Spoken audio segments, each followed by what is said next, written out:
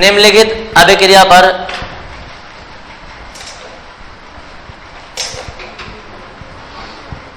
ताप दाब सांद्रण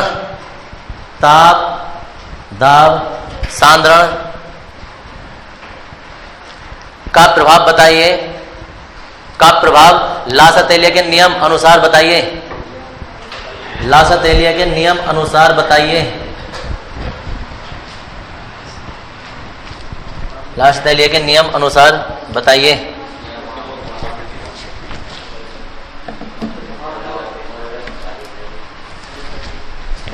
देखो जी अभिक्रिया है ये H2 प्लस I2 और जी आ जाएगा 2HI और प्लस Q होने से तुम्हें ये पता चलता है कि अभिक्रिया ऊष्माक्षेपी है ये, ठीक है जी। यहाँ प्लस Q होने से ये पता चल रहा है कि अभिक्रिया ऊष्माक्षेपी है। अब तुम्हारे वो चारों के चारों नियम यहाँ लगेंगे, जो तुमने 4 नियम लिखे हैं कि अगर हम अभिकारक की सांद्रता बढ़ाएं तो अभिक्रिया मतलब साम्यावस्था जो है वो आगे की दिशा में बढ़ जाएगी, मतलब जो उत्पाद बनेगा वो ज़्यादा बनेगा, और अगर जो साम्यावस्था विपरीत दिशा में विस्थापित होगी तो उत्पाद कम बनेगा। अभी हमारे पास क्या है, सिंपल सी बात है, ये अभिकारक है, ये उत्पाद है। हम उसे सबसे पहला प्रभाव लिख रहे हैं नंबर 1 ऐसे करके, इसमें हेडिंग डालेंगे ऐसे नंबर 1 जैसे ही ना, तो इसमें डालेंगे सांद्रण का प्रभाव। अब इसमें अभिकारक उत्पाद की बात नहीं करेंगे, अब हमें पता अभिकारक ये है, ठीक है ना। तो नियम ये कहता है कि अभिकारक की सांद्रता बढ़ाने पर साम्यावस्था अग्र दिशा में स्थापित हो जाएगी। तो हम ये कहेंगे कि H2 या I2 की सांद्रता बढ़ाने पर HI जो साम्यावस्था है वो अग्र दिशा में विस्थापित हो जाती है, अर्थात HI का निर्माण अधिक होगा, हाइड्रोजन आयोडाइड का निर्माण अधिक होगा, समझ गए, क्योंकि साम्यावस्था आगे की दिशा में चल पड़ी है। तो जहाँ अभिक्रिया पहले धीरे धीरे चल रही थी, पीछे से किसी ने और धक्का लगा दिया उसने, तो वो और तेज चल पड़ी। तो जब ज़्यादा अभिक्रिया तेज हो गई, साम्यावस्था आगे की दिशा में विस्थापित हो गई, तो फिर इसका उत्पादन जो होगा वो ज़्यादा होगा, ठीक है। दूसरा जो इसमें लिखने वाले हैं ताप का प्रभाव, तो हम लिखेंगे चूंकि अभिक्रिया कौन सी है ये ऊष्माक्षेपी, सोचिए ऊष्माक्षेपी है, ताप बढ़ाने पर साम्यावस्था विपरीत दिशा में विस्थापित हो जाएगी, अतः HI का निर्माण जो है वो क्या होगा, कम होगा, क्योंकि ताप बढ़ाने पर अभिक्रिया विपरीत दिशा में चल पड़ेगी। इसका मतलब जब हम रियल लाइफ में अभिक्रिया करेंगे तो वहाँ ताप हमें कम रखना पड़ेगा, अगर जो ज़्यादा HI बनाना है तो, समझ गए। हमेशा अभिक्रिया गर्म करने पर नहीं होती है, कुछ अभिक्रिया ठंडा करने पर भी होती हैं, या कुछ ताप को कम करने पर नॉर्मल टेम्परेचर पर भी हो जाती हैं। तो ये वही अभिक्रिया है कि इसमें ज़्यादा ताप बढ़ाया ना तो फिर कोई कहे यार और गर्म करो, और गर्म करो, और गर्म करने का मतलब ये थोड़ा ना कि अभिक्रिया और तेज होती रहेगी, फिर अभिक्रिया खत्म हो जाएगी या धीरे हो जाएगी। तो एक लिमिट तक ताप बढ़ाएंगे तो अभिक्रिया आगे हो चलेगी, फिर उसके बाद धीरे हो जाएगी अगर हमने ज़्यादा ताप बढ़ाया तो। तीसरा क्या है, दाब परिवर्तन, दाब बढ़ाने पर साम्यावस्था उस ओर जाएगी जिस ओर अणुओं में कमी हो रही होगी। तो इधर अणु गिनो, एक इधर है, एक इधर है, 2 ये हैं और 2 ये हैं, तो दोनों ओर बराबर है। इसका मतलब क्या है, साम्यावस्था कहीं नहीं जाएगी, इसका मतलब दाब बढ़ाने पर कोई प्रभाव नहीं पड़ेगा। ऐसे फिर आयतन में भी दोनों ओर बराबर ही हैं, तो आयतन पर भी कोई प्रभाव नहीं पड़ेगा, समझ गए। चारों प्रभाव एक करके लिख रहे हैं हम। तो सबसे पहला है, अभी तो अभिक्रिया उतार देंगे और नीचे हेडिंग डाल देंगे सांद्रता का प्रभाव, सांद्रता का प्रभाव।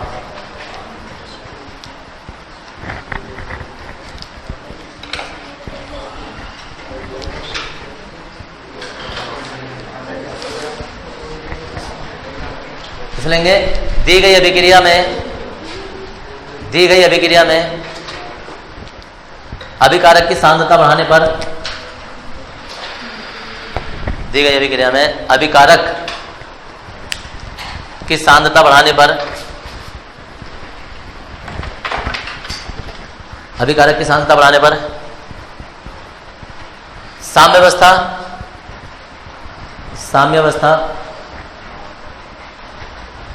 अग्र दिशा में विस्थापित हो जाती है,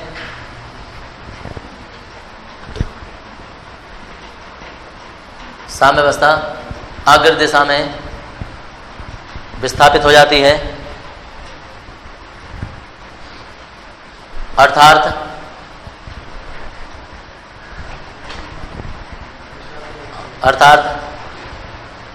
HI का निर्माण,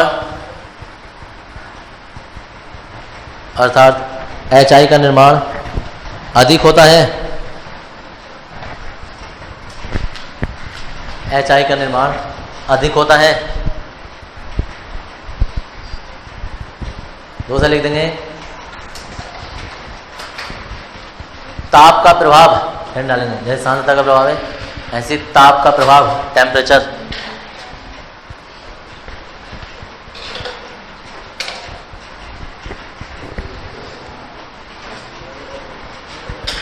इसमें दी गई अभिक्रिया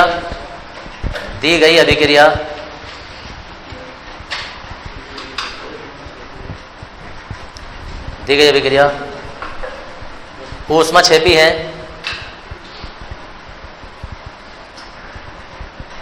दी गई अभिक्रिया ऊष्माक्षेपी है, अतः ताप बढ़ाने पर दी गई अभिक्रिया ऊष्माक्षेपी है, अतः ताप बढ़ाने पर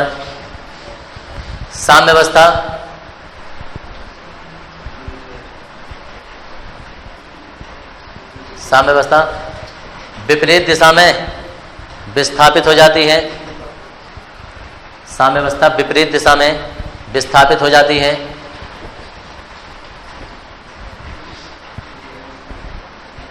विपरीत दिशा में विस्थापित हो जाती है, अर्थात ताप बढ़ाने पर HI का निर्माण कम होता है, अर्थात ताप बढ़ाने पर HI का निर्माण कम होता है।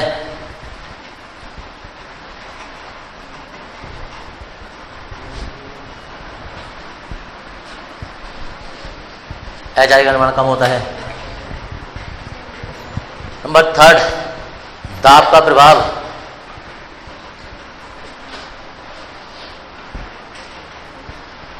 दाब का प्रभाव इसमें लेंगे दी गई अभिक्रिया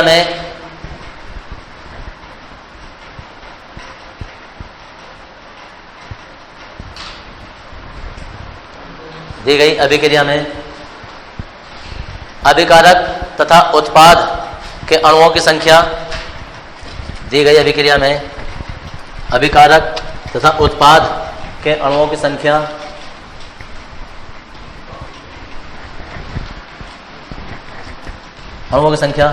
समान है,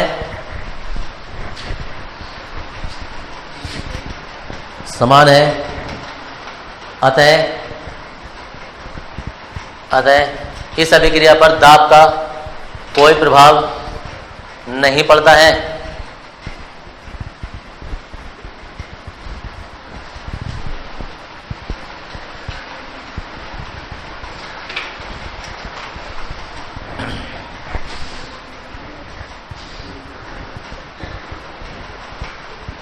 नंबर 4 लिख देंगे आयतन का प्रभाव।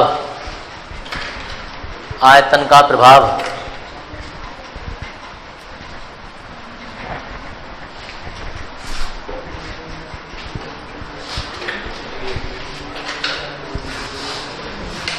समझेंगे।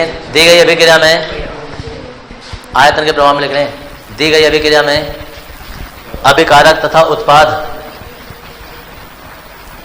दी गई अभिक्रिया में अभिकारक तथा उत्पाद के अणुओं की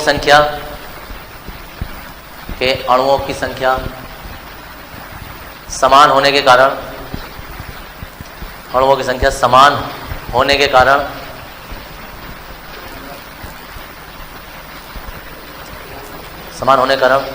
ताप का आयतन का कोई प्रभाव नहीं पड़ता है।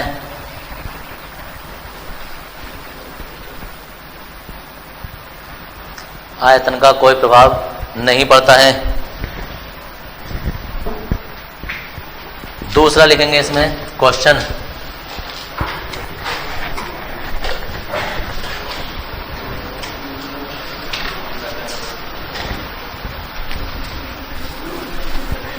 N2 प्लस 3H2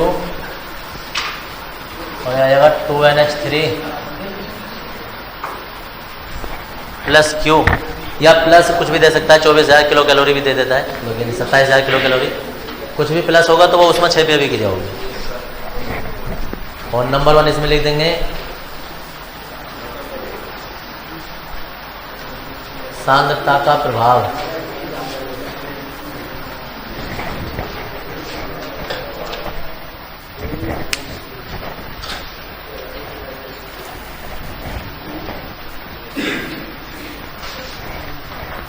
बताओ भाई, ला से तेलिया के नियम से सांद्रता का क्या प्रभाव पड़ेगा इस अभिक्रिया पर?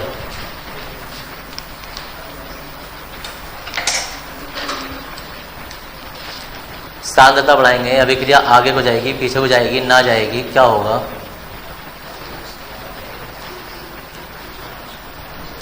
इतनी देर से पता नहीं चला, ला से तेलिया के नियम में करवा दिया, वो भी करवा दिया है।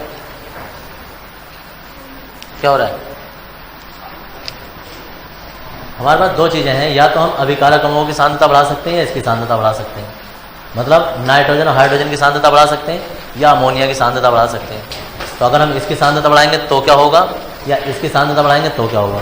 देखो ज़्यादातर यहाँ जो लिखा है ना, मैंने बढ़ाने पर लिखा हुआ है, ठीक है ना, ताप परिवर्तन करने पर। और ताप परिवर्तन करने पर, अगर ताप परिवर्तन करने का मतलब यह है कि ताप बढ़ाने पर लिखा हमने, बढ़ा परिवर्तन करने पर,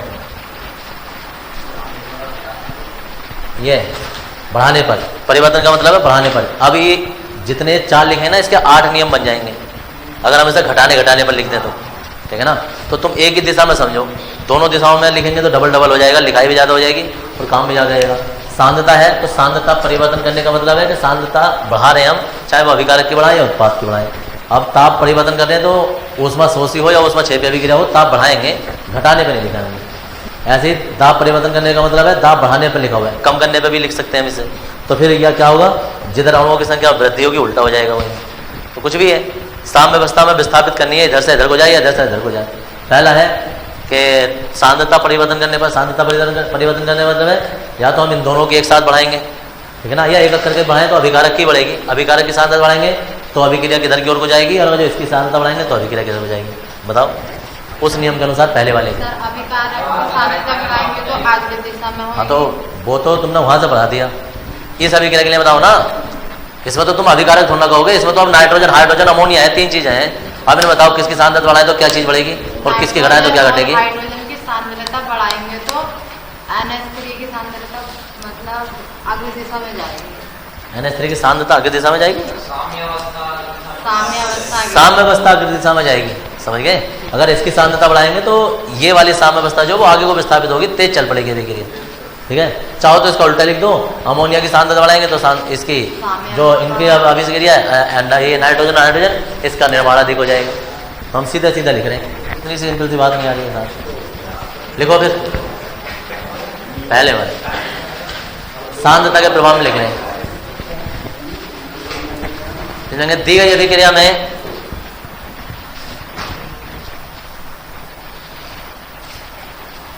अभिक्रिया में नाइट्रोजन या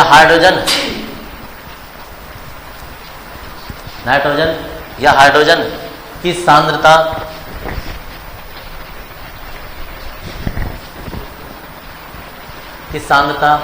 बढ़ाने पर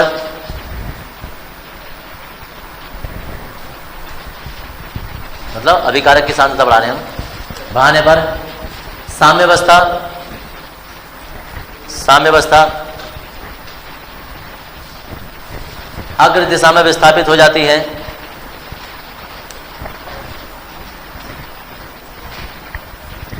साम्य अवस्था अग्र दिशा में विस्थापित हो जाती है,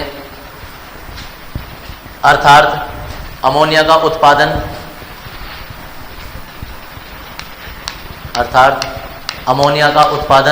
अधिक होता है। अमोनिया का उत्पादन अधिक होता है।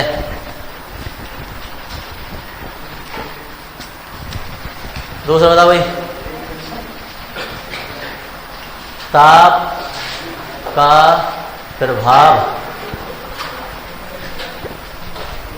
हाँ जी गंज वालों बताओ जी, अलीगंज वालों।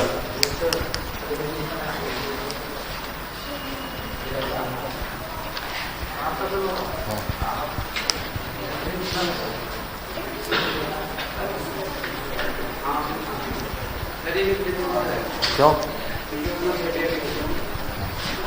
ऊष्मा क्षेपी अभिक्रिया ये वाली, ताप बढ़ाएंगे तो विपरीत दिशा में जाएगी, क्या चीज जाएगी,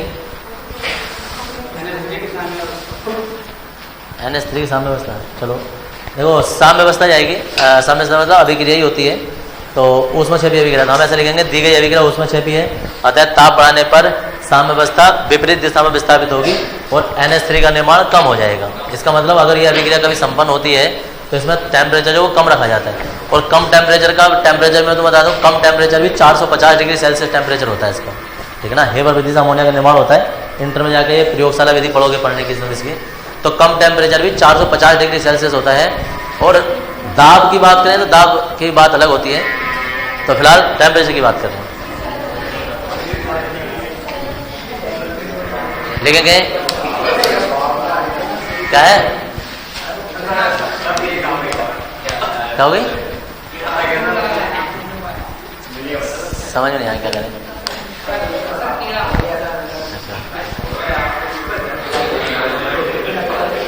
चलो लिखो यार, अब कुछ ना कुछ तो होते रहेगा सर। इसमें लेंगे दी गई अभिक्रिया, दी गई अभिक्रिया ऊष्मक्षेपी है,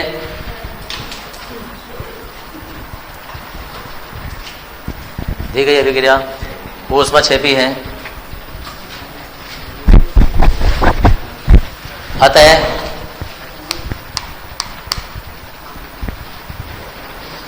अतः ताप बढ़ाने पर, अतः ताप बढ़ाने पर साम्य अवस्था, अतः ताप बढ़ाने पर साम्य अवस्था विपरीत दिशा में विस्थापित हो जाती है,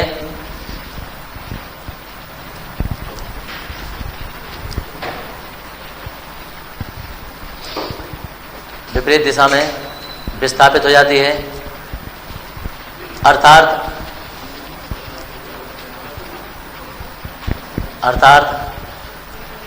ताप बढ़ाने पर,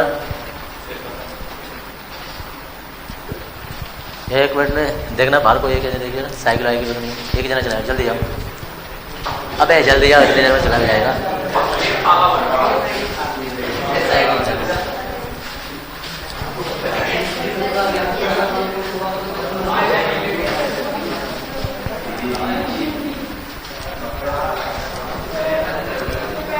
अतः ताप बढ़ाने पर अमोनिया का निर्माण कम होता है, ठीक है। ताप बढ़ाने पर अमोनिया का निर्माण कम होता है, क्योंकि साम्य अवस्था विपरीत दिशा में चलेगी तो अब अमोनिया कम बनेगा, इधर के ज्यादा होगा।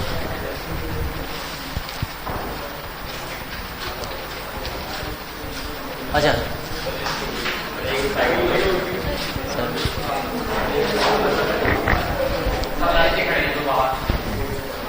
वेट कर,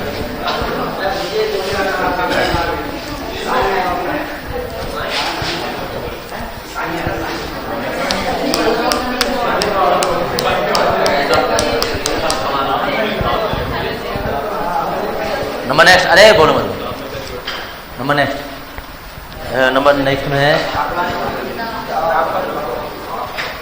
दाब बढ़ाने पर, और तीसरा ये आ जाए दाब का प्रभाव लिखेंगे।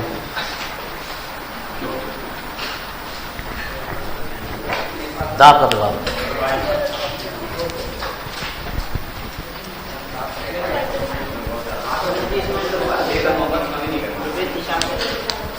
दिशा में,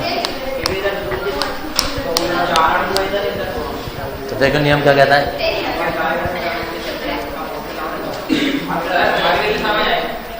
इधर 4 अणु हैं, 3 और 1 4, और इधर 2 हैं, ठीक है ना जी। तो साम्य अवस्था उस हो जाएगी जिधर अणु कम होंगे, तो किधर जाएगी, आगे की ओर, क्योंकि आगे 2 हैं, लेंगे। दाब बढ़ाने पर, दाब बढ़ाने पर साम्य अवस्था उस ओर विस्थापित होती है, दाब बढ़ाने पर साम्य अवस्था उस ओर विस्थापित होती है, उस ओर विस्थापित होती है,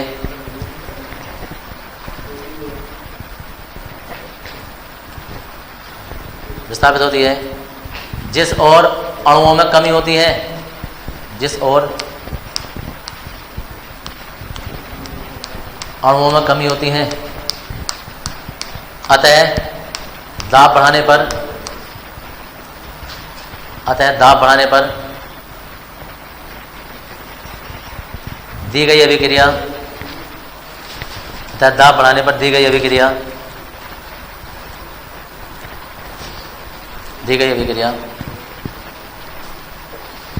अग्र दिशा में विस्थापित हो जाती है। दी गई अभिक्रिया अग्र दिशा में विस्थापित हो जाती है, जिससे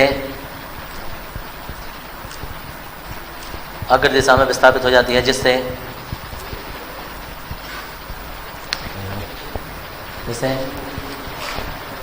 NH3 का निर्माण अधिक होता है, जिससे NH3 का निर्माण अधिक होता है। और दाब नॉर्मली सब पर जो इस टाइम है वो 1 वायुमंडल दाब होता है। इस अभिक्रिया करने के लिए 200 वायुमंडल दाब लिया जाता है, उच्च दाब लिया जाता है। हो गया। तीसरा लिखेंगे, तीसरा तो ये, चौथा लिखेंगे आयतन।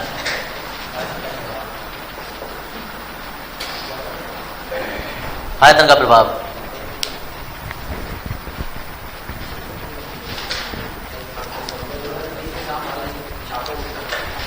दाब का सारा उल्टा लिख देंगे जितना भी है। बढ़ाने पर अभिक्रिया उस ओर विस्थापित होता है जिस ओर अणुओं में वृद्धि होती है। अतः अभिक्रिया का आयतन बढ़ाने पर साम्यावस्था विपरीत दिशा में विस्थापित होगी, NH3 का निर्माण कम होगा। अगर इस अभिक्रिया को चलाना है तो आयतन कम लेना पड़ेगा, पतली पतली नलियां लेनी पड़ेंगी।